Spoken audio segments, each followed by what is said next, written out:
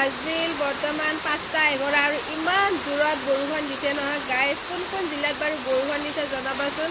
আজি সেই পাকঘৰটো নতুনকৈ ওলাইছিলোঁ, বেৰ চেৰকেইখন মোচা হৈছিল আৰু মই এইফালে কাঠি এটা বঢ়িয়াকৈ বনাইছিলোঁ। আৰু এতিয়া দেখিছে নহয় গাইজ, বৰষুণে পূৰা একদম কাঠিটো শেষ কৰি দিলে। আৰু এই নতুনকৈ চোতালত মাটি দিয়া গৈছে, একদম ঘৰগিলা আমাৰ মানে ভাঙিছিল, নতুনকৈ ঘৰগিলা বনোৱা হৈছে। এইফালে এইটো নতুনকৈ পাকঘৰ বনাইছোঁ। আৰু গাইজ দেখিছেনে এতিয়া ইমান বৰষুণ, আৰু দেখিছেনে গাইজ এয়া পূৰা একদম ক'লা মেঘাই পূৰা আৱৰি ধৰিছে।